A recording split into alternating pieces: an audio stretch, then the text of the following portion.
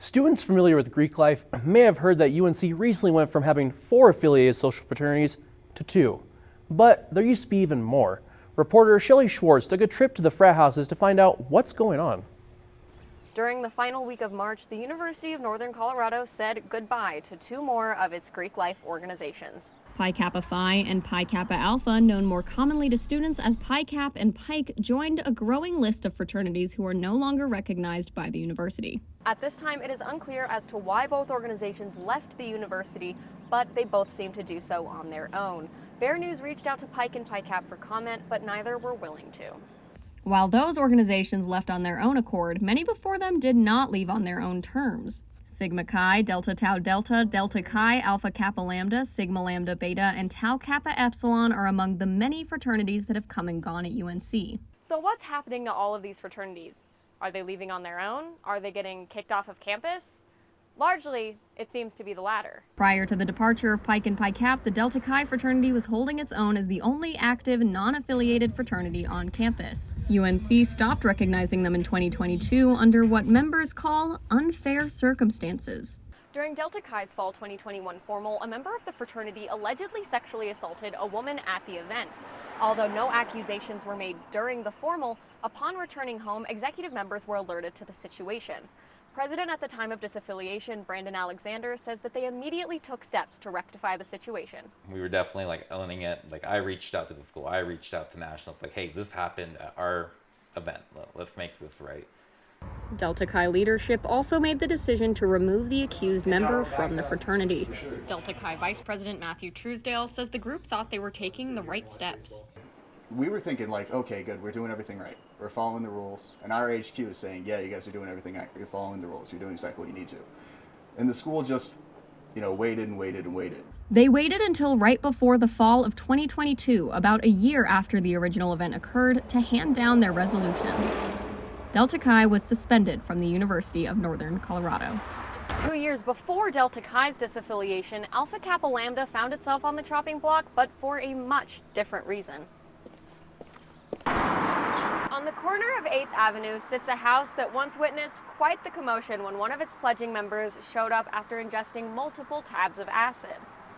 The Greeley Police Department was called to the house after 19-year-old James Adam Pike began trying to fight members of the fraternity. According to reports, he tried to bite a police officer in the groin during arrest. Alpha Kappa Lambda alumni Benjamin Cotrello says that after the incident, UNC was pretty quick to respond. Basically 2 days after the university hit us with a cease and desist, ceasing all activity, borderline just taking away our chapter entirely within 2 days after the incident.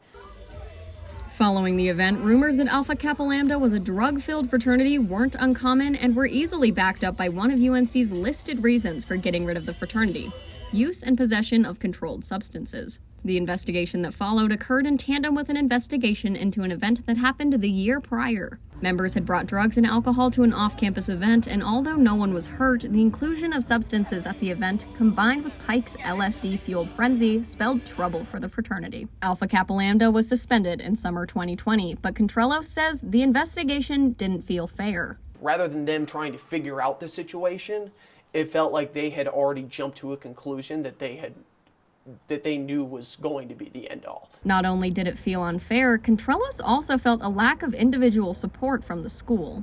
They never really offered any support of any kind to be like, hey, we recognize that this is a difficult time, and we're not trying to get you kicked off campus. We're trying to figure this out. But it definitely felt like they were just trying to kick us off the campus.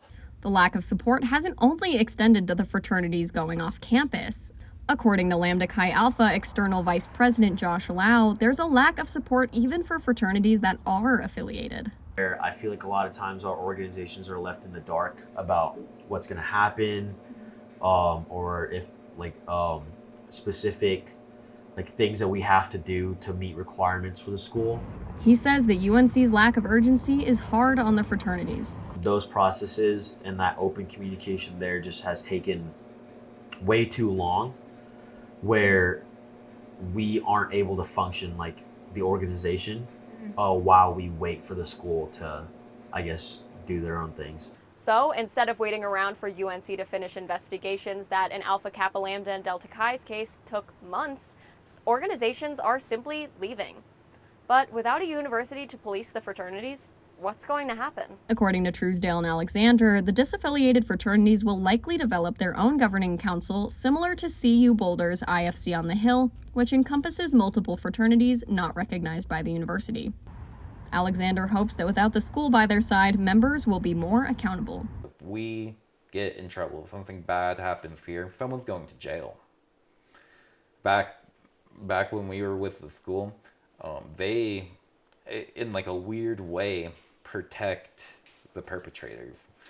While Pi Kappa Phi, Pi Kappa Alpha, and Delta Chi figure out this new frontier, it is uncertain whether the remaining recognized fraternities will continue on as normal. It seems that way for Lambda Chi Alpha, who Lau says will not be disaffiliating anytime soon.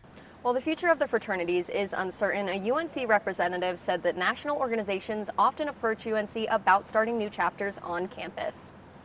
With Bear News, I'm Shelley Schwartz. Bear News reached out to UNC for comment about the fraternities feeling targeted by the university. A UNC representative told us that UNC's Office of Student Engagement acts based on issues and concerns that are brought forward. We're here to support every student on campus and appropriately investigate concerns that are brought to our attention. If you'd like to hear a follow-up story on this, check back in during the fall semester.